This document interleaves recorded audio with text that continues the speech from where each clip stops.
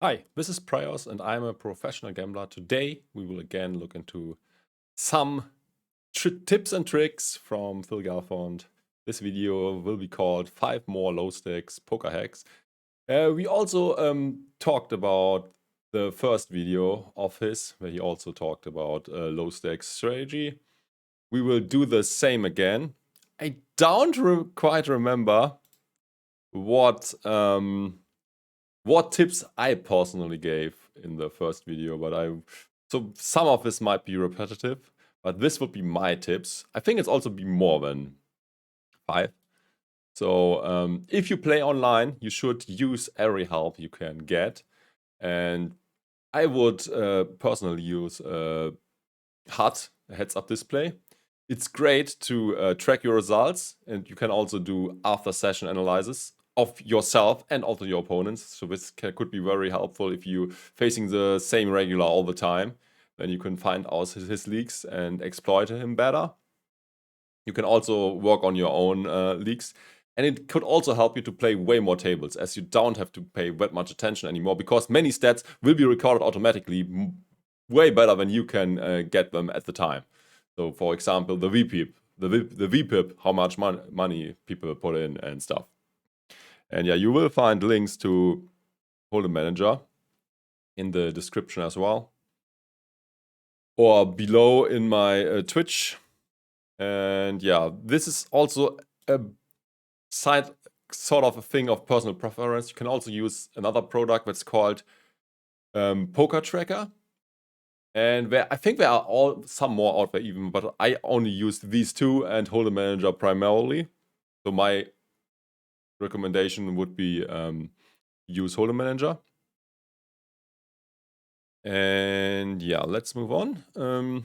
Fundamentals. Get your fundamentals right, like outs and odds, down chase draws.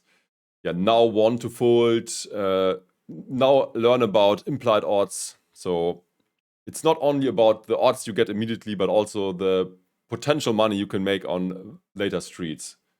And obviously, the implied odds go down, the less stack is left, and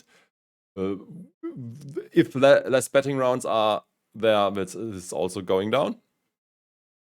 And yeah, often it is the case that people play to lose, and your adjustment would be to play tight. I think I already mentioned that in the video before, so we go only very shortly into this. And yeah, always pay very close attention to what your opponents are doing.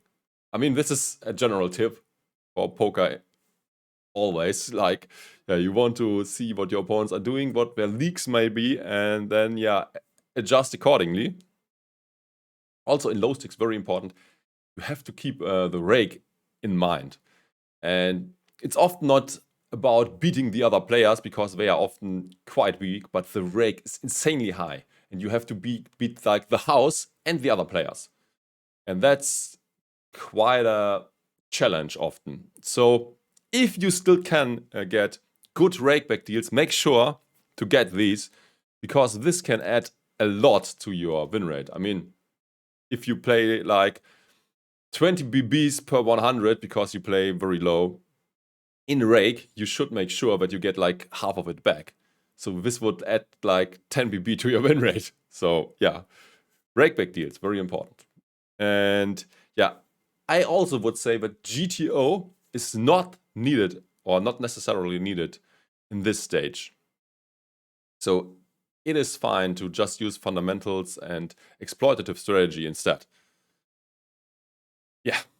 And yeah, GTO obviously is always a good baseline on what you want to do, but even better is to play according to what your opponent does and what his tendencies are, and yeah, basically exploit him more and not try to play optimally.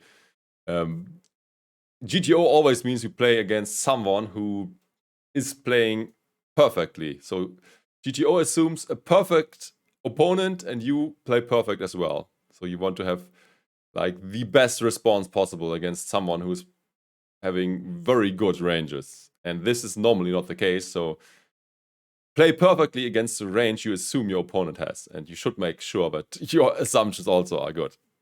Let's now see what Phil Galfond has to say. Hey everybody, Phil here.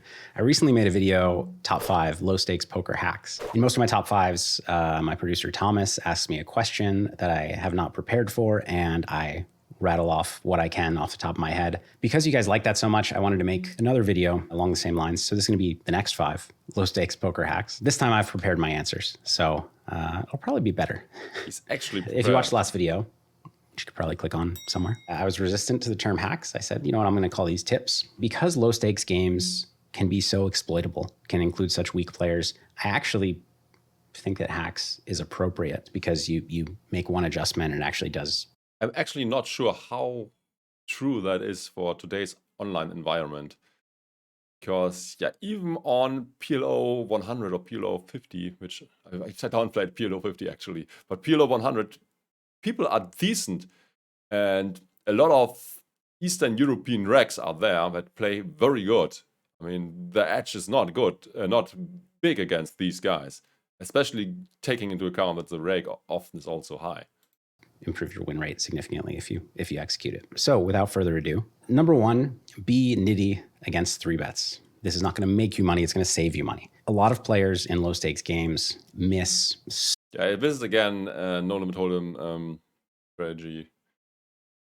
Because, yeah, in my experience, even on smaller stakes, people, or at least the regulars, have quite good 3-betting ranges and 4-betting ranges. And yeah, in PLO, you're obviously not folding that much against 3-bet, but in no limit hold'em, this is a completely different story. And especially if you play in live poker environments and against some opponents, a 3-bet almost always means aces, and sometimes, and very often, a 4-bet means aces for sure. And yeah, you should keep this in mind, and you can fold some hands then, like stuff that contains an ace. So many of the 3-bets that they're supposed to make, whether it be bluffs or thinner value hands, or even value hands that are not that thin, but they're just uncomfortable raising them. And so, you know, if you look up defending a hand like King Queen offsuit or King 9 suited in a solver against certain actions, it's going to tell you to defend. But if your opponent's range is actually Ace King and Queen Queen. Yeah, that's what I said. I mean, don't use GTO ranges against people whose ranges are way off GTO. I mean, it could be to the opposite, to the tight end. So, like, type Greek bookmaker who's only having like VP IP10 and 3-bet like 2% against this guy. You obviously have to tighten up and don't use GTO ranges. And there's also like the other opposite, like the maniac type player who's 3-betting like 40%, then you have to get broke way loser. So this is not, I would not say in general be tighter against 3-bet, but yeah, adjust to your opponents. That's way better tip. Plus, 90% of the time, you can't call those hands. You're just getting crushed. Find the discipline to make folds that are not even solver approved. They're not. Yeah, you also have to keep in mind the stack depth. I mean, in live environments, often people play very deep, like 10 stakes or stacks or even more. Then you can call a lot more because yeah, the implied odds are better. Not even optimal folds, because they are optimal folds against the opponent you're playing. Obviously, pay attention to your opponents, and if you have one who's 3-betting a massively wide range, then by all means, attack it. But until your opponents prove otherwise, err on the side of folding, because their range is almost certainly too tight on average. Number 2. I think that's, I mean, the 3 and 4-betting range being too tight, it's especially true in pot limit Omaha for live environments. Yeah. For no limit hold'em, I would not. Although I think the general population probably also is 3-betting not enough. Play aggressively. Yeah. Number 2, play aggressively. In theory, there are a lot of hand categories that don't bet and want to control the size of the pot, either because they can't get enough value across multiple streets, they don't want to be raised, whether in position or out of position, because they're hands that do pretty poorly against raises. And the third reason is often that they... Yeah, tight aggressive style is almost always the play style you want to play. So be selective about the hands you enter the pot pre-flop, but once you are in, you often want to play aggressive. The advantage of aggression is that you can not only win by making your hand, but also by making your opponent fold. Want to check down to then induce bluffs from your opponents. Now, a lot of weaker opponents are not raising nearly enough, both for value and as bluffs. So you don't get put in those spots. The less your opponents are raising, the more value bets have. As I mentioned in the last video, when 5 people see the flop, you have to be very, very selective regarding the hands you want to put money into the pot. If 5 people see the flop, don't start betting these thin hands. Yeah, and also in these situations, make a pre-flop selection of hands that is, contributing to the fact that you have family pots or pots with many people in there very often. And this means that you want to have hands that can make the nuts, especially in PLO. So like a second or third nut flush draw is just crap. You want to have the nut flush draw. And you want to have straights to the nut straight and not like a wrap to the bottom end. This is just junk. But in short-handed pots, you can do a lot more betting for value and protection. Yeah, obviously. I mean, if you are bluffing against 4 people, you have to get all 4 of them to fold. But if it's against only one guy, it's way easier to win the pot. And as a semi-bluff than you could in theory. In addition to not raising enough, they also don't bluff enough when you check back. So when you do check back... Yeah, typical opponent, loose passive guy, calling a lot and way more than he should, but not playing aggressive. And if these guys get aggressive, you have to be very cautious and need very good hands to continue. Not facing those river bluffs, you're not generating that extra value. Number 3, make conversation. This is obviously only applicable to live poker, but there are a couple... I mean, he is an online poker guy. Why is all his recommendations basically for live poker only? Reasons why making conversation is great. You'll make the game more friendly and more enjoyable. There's no real downside to making the conversation. Actually, it can keep you more welcome in the game, depending on what kind of game it is. Maybe it's a home game. And it can keep people coming back because they're having a better time. You want your opponents to have a good time playing poker. And also, you just want to be a kind human. But, and here's the greedy part, you can also learn stuff about your opponents that help you to make better decisions in the hand. So maybe his job or his age helps you to better define what type of opponent he is when you don't know much. So if it's like an old guy who seems to like chill and maybe he has a good paid job, he's more likely to be the lowest passive guy. But if this is like I'm not even sure if this makes sense. But yeah, obviously, if you learn about some things that this guy is up to, you could also, draw lines to his poker, how he's playing poker. Also get a lot of information. The variety of players that show up in low stakes games, the difference. Yeah, the thing that would help you most if he's like making comments about the game, that he's running so bad, and if he's whining a lot, you could maybe assume that he's a bit on tilt, and make appropriate assumptions to that. Or if you see him like winning big pots, people often are like trying to keep their money and downplay as so they don't want to lose it back. But if they are down, they trying to chase and to get even. So that's a different play style that people might have based on if they are winning or losing. And if you don't know, just end at the table. You can learn that by making a conversation, for example. Between the way that they play is vast. And so when you're playing against them readless, you're going to make a lot of mistakes compared to if you have been able to kind of profile them and gotten an understanding of how much poker they've played. So in these conversations with people... Yeah, that's also a good point when you learn how often he plays. Or maybe he even loses a lot of poker terminology, and then you learn, oh, okay, he's smart and he knows what he's doing, or at least seems to know what he's doing. And if he does not even know what a flush draw is, or says flash draw, I mean, many recreational players say flash instead of flush, at least in my experience, and in the German and Austrian games I played in. So if someone says flash, you can almost always assume that he is the fish. By the way, I also said flash always when I had a flush.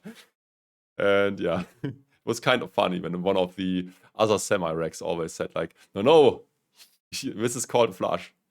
I was like, oh. Or like I already mentioned this before. This is not working that often, but if you are not a regular and just visiting the casino for the first or second time, just put a starting hand shot besides you, even if you exactly know what you're doing, because people would assume that you are like a fish and don't even know the rules properly. Well, you get to learn how much poker they play. You get to learn what their career is. You get to learn where they're from, how often they get to the casino. And it's going to allow you to understand what you're up against more often, more readily.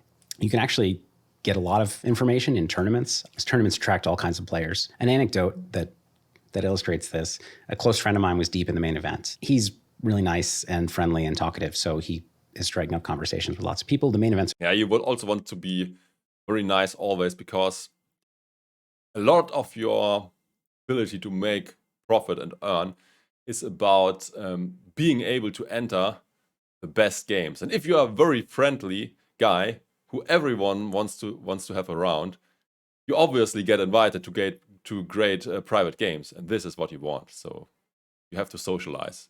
This is part of the job, more or less, especially if you are a live player for the most part. It's a great place to have a lot of conversations, not just strategically, but it's a really fun environment. Everybody's really excited to be there. You get people from... And it's also not bad to make friends with some people. And they will also not be mad at you if you win, if they like you. But if they hate you, you will not get invited anymore, and it will also be less fun for them, and yeah, they might not return and cannot win more money on them in the next session. From all walks of life. But anyways, the guy sitting next to him was a non-pro and knew that he was a pro. And as they started to approach the bubble, they weren't quite that close, but it was the day that the bubble was going to burst. He started asking my friend, if I fold every hand now, will I make the money? And first my friend's like, no. I mean, my friend was honest. He's like, no, we're too far away. You're going to blind off your whole stack. And then every 15 minutes, he would ask again. And my friend would just tell him, no, not yet. 15 minutes passes. Can I fold to the money yet? No, not yet. And then eventually, can I fold to the money yet? Yeah. This also seems like a terrible strategy when you just try to get in the money. But this is also a very good indication how you should approach this guy. Because once you told him that, yes, you can now fold your way through and get through the bubble, then you should be insanely alert if he enters a pot, because he probably has something very strong. Yeah, you can. I mean, he was honest with him the whole time. He gave him the right advice. But it's, throughout this process, he knows, first of all, that this player is very excited about making the money and very nervous about not making the money. So he's going to play really cautiously. And then further than that, he actually knows whether or not he's playing any hands because he's following my friend's advice. By the time it got to, yes, you can fold every hand to the money, he knows this player is not going to play any hands. But yeah, if my friend wasn't so outgoing and talkative, that info doesn't ever come to him, and he doesn't have that story to tell. So number 4 and 5 are actually both about 3-betting, but different areas of it. Before I get into those, if you're enjoying this content, I'd really appreciate if you would let me know. Same here. Follow, like, subscribe, share. I mean, it depends on which platform you are watching. Yeah, make sure to do that too. Like this video, and if you'd subscribe if you'd like to see more of it. But without further ado, hack number 4, which is 3-bet vastly different ranges against early position and late position opens. And what the fuck? Everyone knows that, because yeah, late position opens, like from the button, some people are very insane and raise like every hand, and obviously you can 3-bet way more hands. And yeah, this is just like fundamental. I would sum this up under fundamentals. I mean, if someone is tight, you have to be tight too, so you cannot 3-bet him that much. And yeah, the same also applies if someone is loose. You obviously, yeah, can crush him. can crush him by 3-betting him a lot, because he has a very weak range, and you can 3-bet more hands. Easy game. I guess secondarily, if you start to get to know your opponents, some weaker players open the same range from everywhere, and in that case, you don't need to do this. Others are tight, too tight for every position, and then you still don't really want to attack their late position opens. Some people are too loose from every position, and you kind of want to attack all of their opens, even if they're early position. But some people also have like bad tendencies so that you can 3-bet them more. For example, they might fold too much against 3-bets, and they might also fold way too much against continuation bets. So it's like auto profit if you 3-bet them a lot, because then they fold too much, and then they again fold too much on the flop. Something like that. But don't overdo it, because people might catch up on to that and might play back. So yeah, balanced. Or, I mean, not completely balanced, because yeah, you do overdo it, but not do it to an extent that people now and maybe learn something about their game and adjust it properly. The reason this works is because most players who are not super experienced don't adjust enough to the situation. So, you know, when they open under the gun, they have a relatively tight range. Yeah, also, I also have like the complete different thing. People might at first not adjust to the situation and say, okay, I give him benefit of the doubt. He might have it. Okay, he probably has it again. And okay, that's the third time. I'm becoming suspicious, but I still believe him. And then it completely over adjusts when it's like the fourth time. And I'm like, okay, this guy can't have it all the time. I'm going to call, or I'm going to play back. So that's the thinking process from non-pros, I often feel like. If you make a big 3-bet out of the big blind, let's say, they're supposed to fold some pretty good hands, but people tend to not do that. But similarly, if they open on the button, I mean, some people open 90% of hands on the button, whereas others, you know, are opening 50% or somewhere in between. When you 3-bet them, I think 50% would be GTO, but yeah, some people go crazy. I mean, you should also make this depend on the blinds. I mean, if you get 3-bet a lot, you have to tighten up. If the blinds fold way too many hands, you obviously want to raise every hand, because yeah, it's just too profitable. And if you can outplay them very easily because they, for example, fold way too much against continuation bets, it's also very profitable to raise more hands. So it depends on the types of players and the blinds. If they are very loose, play back, and 3-bet a lot, you want to open less. And if they fold too much, for example, like in online grinds, some people play like 20 tables at once, and they basically fold way too much. And against these guys, you can open way more. And you could even, if you have 2 of these guys behind and they don't pay attention to the opening size, you might even lower your opening size, because yeah, you can steal with giving yourself a way better price, and they will not pay attention because they just click the autofold feature because they play 20 tables. They might not recognize. They kind of have this idea in their head of what's good enough to call a 3-bet with. When they open under the gun, maybe 80%. Oh, that's also a tip that just came to my mind. Some people are just having like thresholds in their mind. Like, okay, when I have top pair, I can't fold. I just have to get to showdown. And even in situations where it's quite obvious the top pair is not good, they will not fold because they are like, oh, just bad fate. I'm so unlucky. I mean, I can't fold top pair. I need to call it off. And yeah, this is just stupid. So you don't think in total hand strength, but in relative hand strength, given the situation you are in. And sometimes top pair is a fold. The range is good enough to call a 3-bet with. But when they open on the button, to them, it might be more like 30%. So, you know, if you're 3-betting against somebody who's folding 70% of the time, you're going to make a lot of money pre-flop. And then you also get to see a flop most of the time that they do call, and you realize some equity there. So really attack those late position opens against these players who aren't adjusting enough. What's supposed to happen in theory? By the way, learning the best 3-bet strategy is very easy nowadays. Just get, like, for PLO, get the PLO Trainer or PLO Vision. These are like 2 solvers, and you can use this as your baseline strategy. Learn whatever you should 3-bet against this open 10% and have an idea of hands which you should put in this range. And if the guys are loser or tighter or whatever, you can adjust accordingly. But this is a good baseline. And I mean, when you're playing small stacks or micro stacks, it's not that important that you get into GTO yet. But if you want to move up in stakes at some point, or get deeper in the theory, at some point you have to start getting used to solvers. And yeah, also links. Theory is they open 50% on the button. You 3-bet, they have to defend some kind of weak hands, because otherwise what you're supposed to do is 3-bet a bunch of weak hands. And if you're doing that, then they get to defend weak hands, et cetera, et cetera. But because a lot of these players aren't adjusting, you can just kind of go crazy and attack. And I also want to point out that you don't just attack with bluffs. People who are overfolding, it helps to just 3-bet, King 10 suited when you otherwise weren't going to.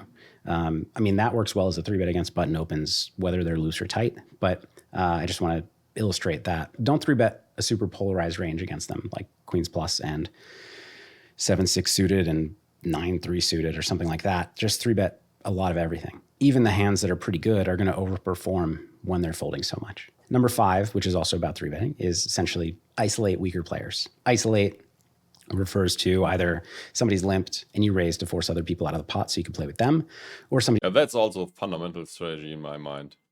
I mean, often the weaker players will come in for a limp, and then you can try to thin the field, get position on this guy. At best, you have position already, but you can thin the field by when raising it, or if he already came in for the raise, you can 3-bet in order to get the pot heads up and yeah, get the money off from the fish and yeah, price other people out. But yeah, also be careful. People will realize that you are being quite loose doing this move, and they might start forwarding your light and stuff. So, but yeah, isolating the weaker player obviously is a great strategy. He's raised, and you 3-bet to force other people out of the pot and play the pot with them. People tend to not play well when they're not the... In this case, there are other hacks that you can also use, like don't limp pre-flop. You're not supposed to limp. If you enter the pot, do it for a raise. I mean, you can call open raises, but you don't want to... If you are the first one doing the action, you always want to come in for a raise, never limp. I mean, there might be some rare exceptions when you are blind versus blind, but other than that, I mean, you can probably generalize to just raise. I mean, raising is also good because you want to win the blinds. If you limp, you cannot win the blinds because the big blind gets a free play. Unless he's like very inexperienced and folds for some reason. I mean, people do that, but usually that's not what's gonna happen.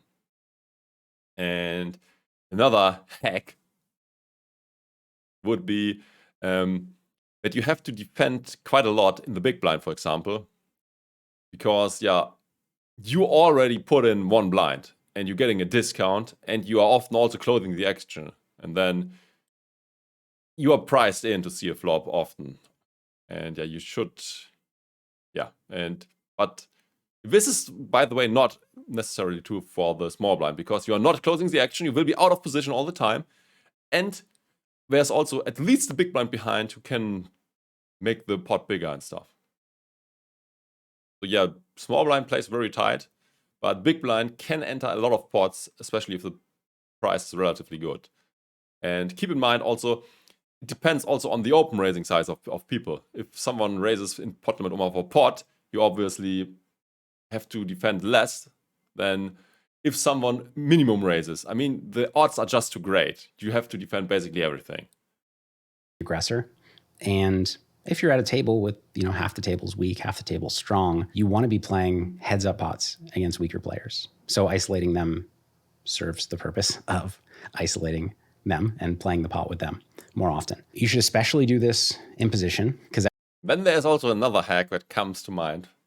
If you have like one very aggressive maniac type guy having position on you, you always want to trap this guy. You are like, okay, if let's say someone raises before you, 2 people call, and you have a very strong hand, but you know that this maniac is on tilt and is 3-betting like 40% of the time, you just want to call to trap the other guy into 3-betting, or in this case, squeezing, and then you can come back over the top. And the good thing also is that all the other guys who already entered the pot will call as well, and then you can make the big raise and have a lot of that money in there. everybody tends to play more poorly out of position, tends to be more uncomfortable out of position. And when you are in position, you should especially do this with deeper stacks. So when you're in position with deeper stacks, I would take this concept pretty far. And once again, don't just 3-bet a polarized range of really strong hands and bluffs. If somebody is weak enough Good morning. and stacks are deep enough in your own position, I would just not call any hands if they've opened and nobody else has called. Or even if they've opened and somebody's called who you think is pretty likely to fold to the 3-bet, just every hand you want to play a 3-bet. Yes, your variance is going to go up a little bit. You need to be playing properly bankrolled for the stakes that you're playing, because you're going to be playing bigger pots more often. I mean, that's also another tip. You should always have the proper bankroll to play the stakes you are in. So if you are not, this is just bad. I mean, it can be okay sometimes. I mean, if you're just taking a shot, for example, but you have to, be smart about it. I mean, if you have taken a shot with like 10 stakes only, you have to quit the game when you are down a certain amount. Let's say 2, maybe even 3 buy-ins, but you have to stick to it. You can't lose all your roll there. So be smart when you're taking shots. And in general, you should be appropriately rolled for the games you're playing in. Otherwise, you're making a mistake and you will higher the chance that you go broke way too much. And especially if poker is your only way to make income, you have to preserve your bankroll. I mean, if you lose it all, you can't make any money anymore. You need money to play, or you have to play to rebuild on very low stakes, and it takes a lot of time. You will not even be able to cover your monthly expenses. So be careful. Bankroll management is a very important thing if you are trying to play professionally. But your edge is going to go up a lot with it. And when your edge goes up with your variance, it actually doesn't increase your odds of having a downswing. It actually can often reduce them. All right, that's it. I hope you enjoyed the video. I hope you can apply some of these to your games if you're... I think we had actually a lot more strategies discussed here than I actually thought of.